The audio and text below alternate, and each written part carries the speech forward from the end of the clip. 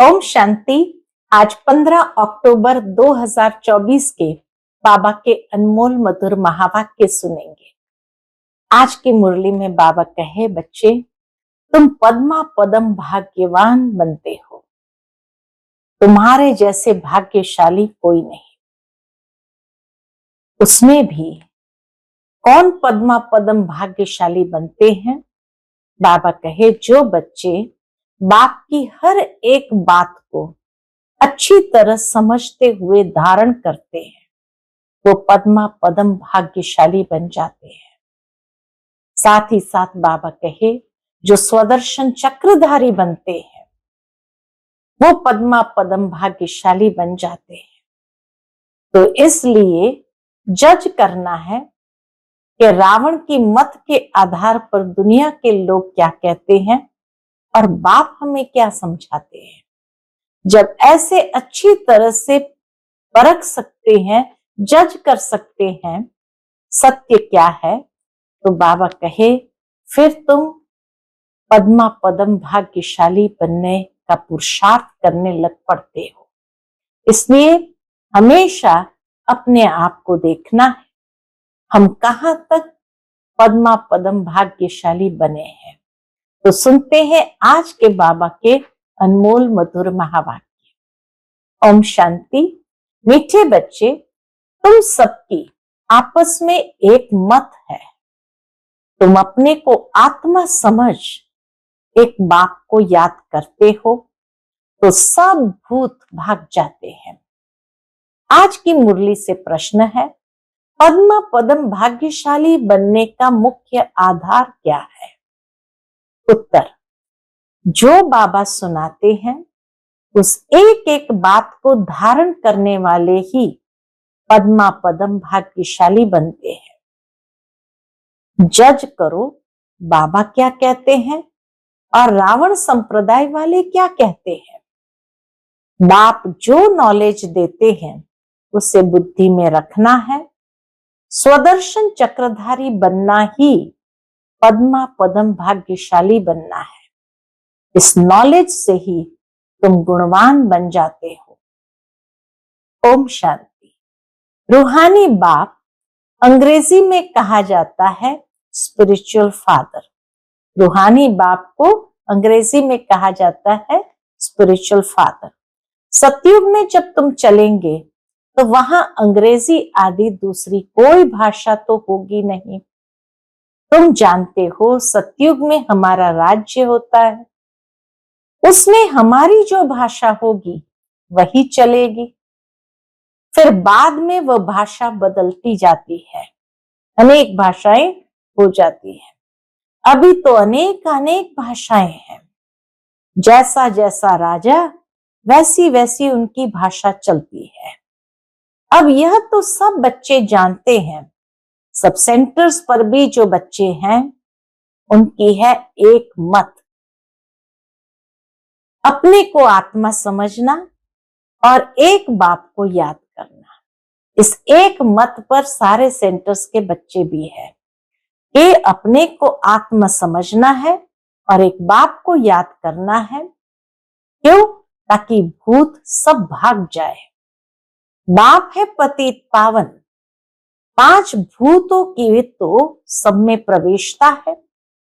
5 भूतों की तो सब में प्रवेशता है। आत्मा में ही भूतों की प्रवेशता होती है। फिर उन भूतों अथवा विकारों का नाम भी लगाया जाता है। क्या लगाया जाता? देह, अभिमान, काम, क्रोध आदि। ऐसे नहीं कि सर्वव्यापी कोई ईश्वर है। कभी भी कोई कहे, देखो बाबा हम बच्चों को सिखाते, कभी भी कोई कहे कि ईश्वर सर्वव्यापी है तो कहो सर्वव्यापी आत्माएं हैं और इन आत्माओं में 5 विकार सर्वव्यापी है। बाकी ऐसे नहीं कि परमात्मा सर्व में विराजमान है। परमात्मा में फिर 5 भूतों की प्रवेशता कैसे होगी? एक एक बात को अच्छी रीति धारण करने से तुम पद्मा पदम भाग्यशाली बनते हो। बाबा की हर एक बात को यथार्थ समझ करके धारण करनी होती है। दुनिया वाले रावण संप्रदाय क्या कहते हैं और बाप क्या कहते हैं, अब जज करो। दोनों की बातों को लेकर जज करो। दुनिया वाले कहेंगे ईश्वर सर्वव्यापी है, बाप कहते ये विकार सर्वव्यापी है। अब जज करो कि प्रैक्टिकल दुनिया में क्या दिखाई देता है। क्या ईश्वर के गुण चारों ओर दिखाई देते हैं या ये 5 विकार के प्रभाव सबकी बुद्धि के ऊपर दिखाई देते हैं। अब जज करो। हर एक के शरीर में आत्मा है, उस आत्मा में 5 विकार प्रवेश है, शरीर में नहीं है। आत्मा में 5 विकार अथवा भूत प्रवेश होते हैं। सतयुग में ये 5 भूत नहीं है। नाम ही है डीटी वर्ल्ड, यह है डेविल वर्ल्ड। डेविल कहा जाता है असुर को, डेविल कहा जाता है असुर को। कितना दिन और रात का फर्क है। बाबा की समझाने और दुनिया की समझाने में कितना दिन और रात का फर्क है। अभी तुम चेंज होते हो, वहां तुम्हारे में कोई भी विकार, कोई अवगुण नहीं रहता। तुम्हारे में संपूर्ण गुण होते हैं। तुम 16 कला संपूर्ण बनते हो। पहले थे, फिर नीचे उतरते हो। इस चक्र का अभी मालूम पड़ा है। 84 का चक्र कैसे फिरता है। हम आत्मा को स्व का दर्शन हुआ है, अर्थात इस चक्र का नॉलेज हुआ है। उठते बैठते चलते तुमको ये नॉलेज बुद्धि में रखना है। बाबा कहे ये ज्ञान धारण करने की चीज है, तो इसीलिए नॉलेज को सदा बुद्धि में रखना है। बाप नॉलेज पढ़ाते हैं। ये रूहानी नॉलेज बाप भारत में ही आकर देते हैं। कहते हैं ना हमारा भारत, वास्तव में हिंदुस्तान कहना तो रॉन्ग है। तुम जानते हो भारत जब स्वर्ग था तो सिर्फ हमारा ही राज्य था और कोई धर्म नहीं था। न्यू वर्ल्ड थी, नई दिल्ली कहते हैं ना। दिल्ली का नाम असल दिल्ली नहीं है तो क्या है। बाबा कहे दिल्ली का नाम असल दिल्ली नहीं था, परिस्तान कहते थे। सतयुग में दिल्ली का नाम होगा परिस्तान। अभी तो नई दिल्ली और पुरानी दिल्ली कहते हैं, फिर न पुरानी न नई दिल्ली होगी, परिस्तान कहा जाएगा। दिल्ली को कैपिटल कहते हैं। इन लक्ष्मी नारायण का राज्य होगा और कुछ भी नहीं होगा, हमारा ही राज्य होगा। अभी तो राज्य नहीं है, इसलिए सिर्फ कहते हैं हमारा भारत देश है, राज्य तो है नहीं।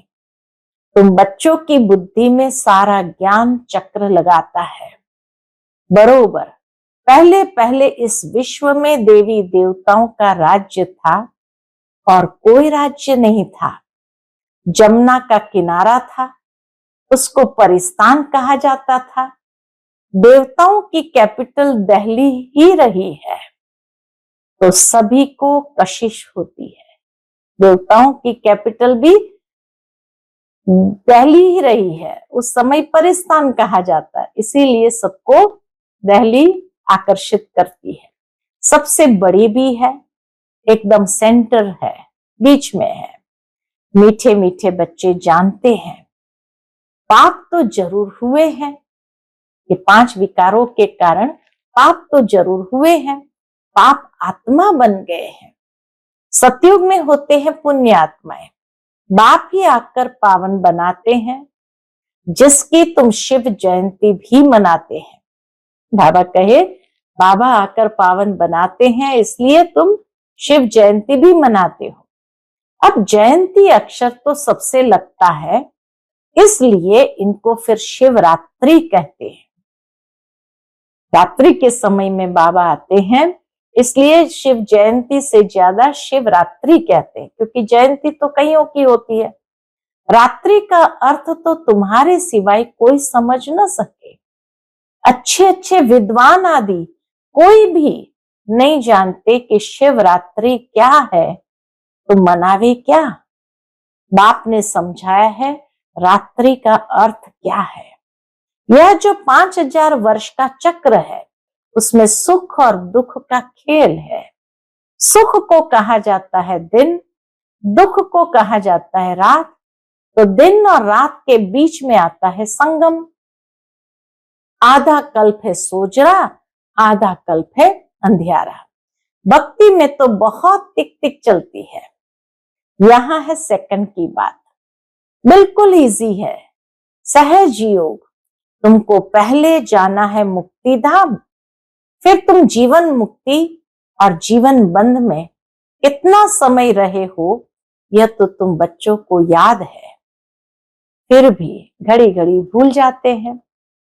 बाप समझाते हैं योग अक्षर ठीक, परंतु उन्हों का है जिस्मानी योग और यह है आत्माओं का परमात्मा के साथ योग। सन्यासी लोग अनेक प्रकार के हठ योग आदि सिखाते हैं तो मनुष्य मूंझते हैं। तुम बच्चों का बाप भी है तो टीचर भी है, तो उनसे योग लगाना पड़े ना। टीचर से पढ़ना होता है। बच्चा जन्म लेता है तो पहले किससे योग होता है? बाबा कहे बच्चा जन्म लेता है तो पहले बाप से योग होता है, फिर 5 वर्ष के बाद टीचर से योग लगाना पड़ता है और फिर वानप्रस्थ अवस्था में गुरु से योग लगाना पड़ता है। तो पहले पहले बच्चे का जन्म होता तो सबसे पहले माता पिता से ही योग लगता है, फिर टीचर और फिर गुरु के साथ। 3 मुख्य याद रहते हैं, वह तो अलग अलग होते हैं। दुनिया में तो बाप टीचर सतगुरु अलग अलग है। यहाँ यह एक ही बार बाप आकर बाप भी बनते हैं, टीचर भी बनते हैं। वंडरफुल है ना? ऐसे बाप को तो जरूर याद करना चाहिए। जन्म जन्मांतर तीनों को अलग अलग याद करते आए हो। सतयुग में भी बाप से योग होता है, फिर टीचर से होता है।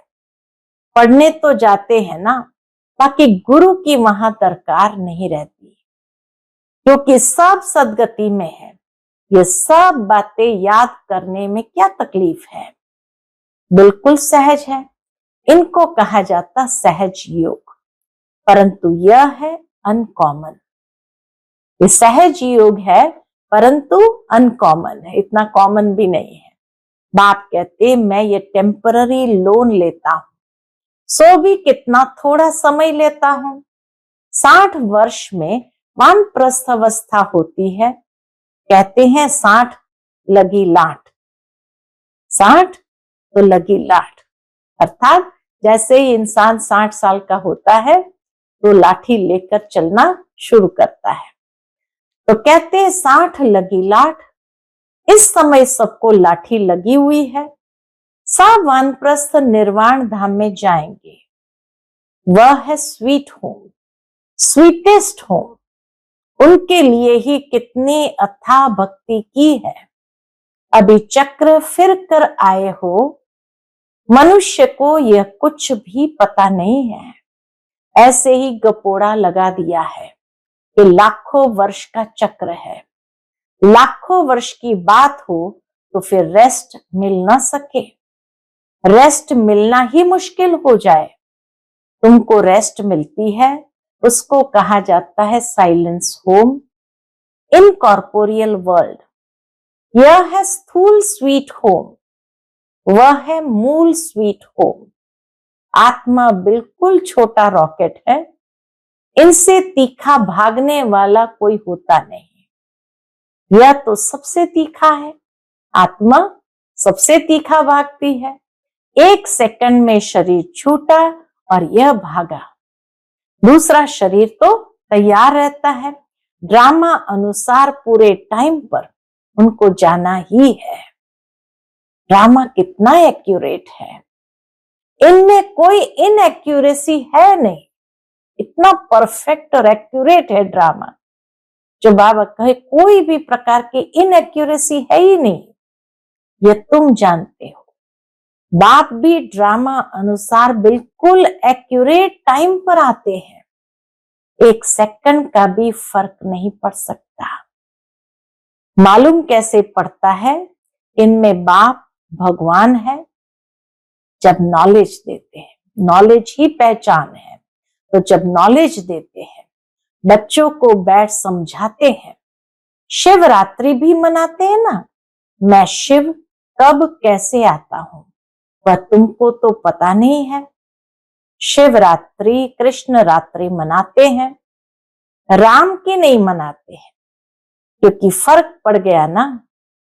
शिवरात्रि के साथ श्री कृष्ण की भी रात्रि मना लेते हैं, परंतु जानते कुछ भी नहीं। यहां है ही आसुरी रावण राज्य। ये समझने की बातें हैं। यह तो है बाबा। बूढ़े को बाबा कहेंगे, छोटे बच्चे को बाबा थोड़ी कहेंगे। इसलिए श्री कृष्ण तो छोटा बच्चा है, उनको बाबा थोड़ी कहेंगे। कोई कोई लव से भी बच्चे को बाबा कह देते हैं, तो उन्होंने भी श्री कृष्ण को लव से कह दिया है। बाबा तो तब कहा जाता है जब बड़े हो और फिर बच्चे पैदा करते हो। श्री कृष्ण खुद ही प्रिंस है, उनको बच्चे कहां से आए? बाप कहते ही है, मैं बुजुर्ग के तन में आता हूं। शास्त्र में भी है कि बूढ़े ब्राह्मण में आया। तो बाबा कहे शास्त्रों में भी है, परंतु शास्त्र की सब बातें एक्यूरेट नहीं होती। जब सत्यनारायण की कथा सुनाते हैं तो उसमें कहते हैं बूढ़े ब्राह्मण के रूप में आया भगवान। कोई कोई बात ठीक है, ब्रह्मा की आयु माना प्रजापिता ब्रह्मा की आयु कहेंगे, वह तो जरूरी समय होगा। ब्रह्मा की आयु मृत्यु लोक में खत्म होगी, यह कोई अमर लोक नहीं है। इनको कहा जाता है पुरुषोत्तम संगम युग। यह सिवाय तुम बच्चों के और कोई की बुद्धि में नहीं हो सकता। बाप बैठ बताते हैं, मीठे मीठे बच्चों, तुम अपने जन्मों को नहीं जानते हो। हम बतलाते हैं कि तुम 84 जन्म लेते हो। बाबा ने आकर स्पष्ट किया कि हम 84 लाख योनियों में नहीं जाते, लेकिन सिर्फ 84 जन्म लेते हैं। कैसे? तो भी तुमको पता पड़ गया है। हर एक युग की आयु 1250 वर्ष है और इतने इतने जन्म लिए हैं। 84 जन्मों का हिसाब है ना, 84 लाख का तो हिसाब हो न सके। इनको कहा जाता है 84 का चक्र। 84 लाख की तो बात ही याद न आए। यहाँ कितने अपरंपार दुख है। कैसे दुख देने वाले बच्चे पैदा होते रहते हैं। इसको कहा जाता है घोर नरक। बिल्कुल चीची दुनिया है। तुम बच्चे जानते हो, अभी हम नई दुनिया में जाने की क्या कर रहे हैं? तैयारी कर रहे हैं। तो अभी हम नई दुनिया में जाने के लिए तैयारी कर रहे हैं। पाप कट जाए तो हम पुण्य आत्मा बन जाए। अभी कोई पाप नहीं करना है। एक दो पर काम कटारी चलाना या आदि मध्य अंत दुख देना है। अभी यह रावण राज्य पूरा होता है। अभी है कलयुग का अंत। यह महाभारी लड़ाई है ना। बाबा कहे ये महाभारी लड़ाई है, अंतिम लड़ाई। फिर कोई लड़ाई आदि होगी ही नहीं। वहां कोई भी यज्ञ रचे नहीं जाते। सतयुग में कोई भी यज्ञ रचे नहीं जाते। जब यज्ञ रचते हैं तो उसमें हवन करते हैं। बाप ने भी यह जो रुद्र यज्ञ रचा है, उसमें बच्चे अपनी पुरानी सामग्री सब स्वाहा कर देते हैं। अब बाप ने समझाया है, यह है रुद्र ज्ञान यज्ञ। रुद्र शिव को कहा जाता है। रुद्र माला कहते हैं ना। निवृत्ति मार्ग वालों को प्रवृत्ति मार्ग की रस्म रिवाज का कुछ भी पता नहीं है। वह तो घर बार छोड़ जंगल में चले जाते हैं। नाम ही पड़ा है सन्यास। किसका सन्यास? घर बार का। खाली हाथ निकलते हैं। पहले तो गुरु लोग बहुत परीक्षा लेते हैं, काम कराते हैं। पहले भिक्षा में सिर्फ आटा लेते थे, रसोई नहीं लेते थे। उन्हों को जंगल में ही रहना है, वहां कंद मूल फल मिलते हैं। यह भी गायन है, जब सतो प्रधान सन्यासी होते हैं तब यह खाते हैं, कंद मूल यही खाते हैं। अभी तो बात मत पूछो, क्या क्या करते रहते हैं। इनका नाम ही है विशेष वर्ल्ड, वह है वाइसलेस वर्ल्ड। तो अपने को विशेष समझना चाहिए ना। बाप कहते हैं सतयुग को कहा जाता है शिवालय, वाइसलेस वर्ल्ड। यहां तो सब है पतित मनुष्य, इसलिए देवी देवता के बदले नाम ही हिंदू रख दिया है। बाप तो सब बातें समझाते रहते हैं। तुम असल में हो ही बेहद बाप के बच्चे। वह तो तुम्हें 21 जन्मों का वर्षा देते हैं। शिव बाबा आकर हमें 21 जन्मों का वर्षा देते हैं। तो बाप मीठे मीठे बच्चों को समझाते हैं, जन्म जन्मांतर के पाप तुम्हारे सिर पर है। पापों से मुक्त होने के लिए ही तुम बुलाते हो। साधु संत आदि सब पुकारते हैं, हे पतित पावन आओ। अर्थ कुछ नहीं समझते, ऐसे ही गाते रहते हैं, ताली बजाते रहते हैं। इनसे कोई पूछे परमात्मा से योग कैसे लगावे, उनसे कैसे मिले, तो कह देंगे वो तो सर्वव्यापी है। क्या यही रास्ता बताते हैं?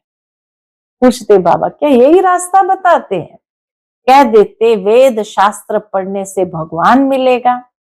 परंतु बाप कहते हैं मैं हर 5000 वर्ष के बाद ड्रामा के प्लान अनुसार आता हूं। ये ड्रामा का राज सिवाय बाप के और कोई नहीं जानते। लाखों वर्ष का ड्रामा तो हो ही नहीं सकता। अब बाप समझाते हैं ये 5000 वर्ष की बात है। कल्प पहले भी बाबा ने कहा था कि मन मना भव, यह है महामंत्र, माया पर जीत पाने का मंत्र है। बाप ही बैठ अर्थ समझाते हैं, दूसरा कोई अर्थ नहीं समझाते। गाया भी जाता है ना, सर्व का सदगति दाता एक। कोई मनुष्य तो हो नहीं सकता, देवताओं की भी बात नहीं है। वहां तो सुख ही सुख है, वहां कोई भक्ति नहीं करते हैं। भक्ति की जाती है भगवान से मिलने के लिए। सतयुग में भक्ति होती नहीं, क्यों? क्योंकि 21 जन्म का वर्षा मिला हुआ है। तब गाया भी जाता है, दुख में सिमरण सब करे, सुख में करे न कोई। यहाँ तो अथाह दुख है, घड़ी घड़ी कहते हैं भगवान रहम करो। ये कलयुगी दुखी दुनिया सदैव नहीं रहती है। सतयुग त्रेता पास्ट हो गया है, फिर होंगे। लाखों वर्ष की तो बात भी याद नहीं रह सकती है।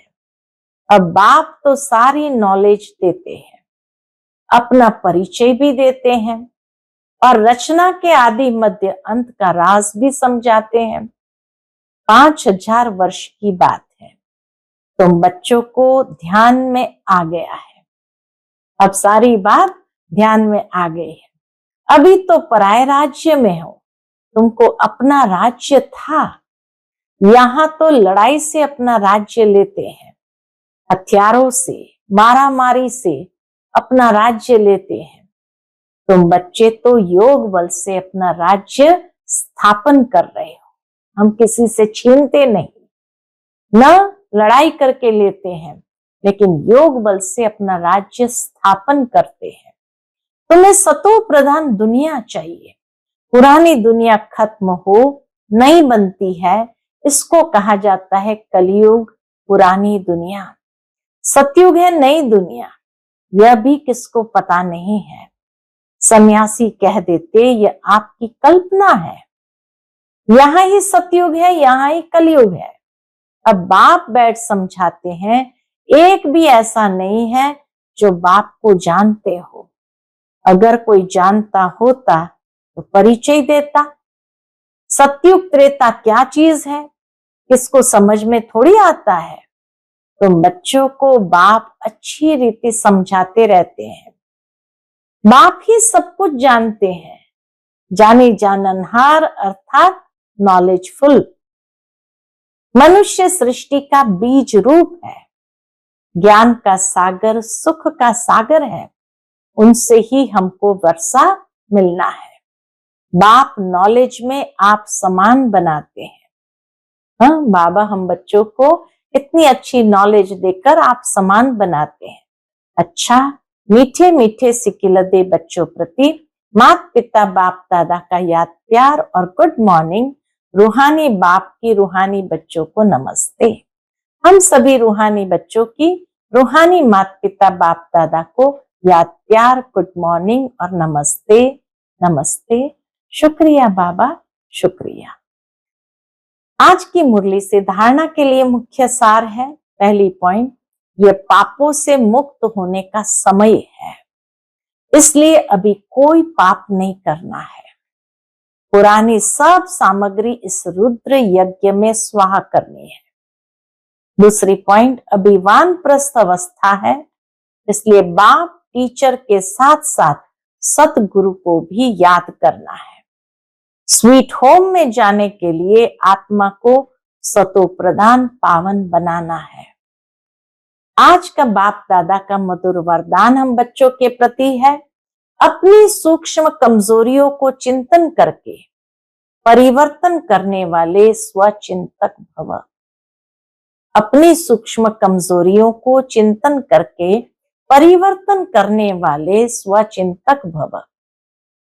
सिर्फ ज्ञान की पॉइंट्स रिपीट करना, सुनना व सुनाना ही स्वचिंतन नहीं है, लेकिन स्वचिंतन अर्थात अपनी सूक्ष्म कमजोरियों को, अपनी छोटी छोटी गलतियों को चिंतन करके मिटाना, परिवर्तन करना, यह है स्वचिंतक बनना। ज्ञान का मनन तो सभी बच्चे बहुत अच्छा करते हैं, लेकिन ज्ञान को स्वयं के प्रति यूज कर धारणा स्वरूप बनना, स्वयं को परिवर्तन करना, इसके ही मार्क्स फाइनल रिजल्ट में मिलती है। आज का स्लोगन है, हर समय करण करावनहार बाबा याद रहे तो मैंपन का अभिमान नहीं आ सकता। हर समय करण करावनहार बाबा याद रहे तो मैंपन का अभिमान नहीं आ सकता। अच्छा, ओम शांति।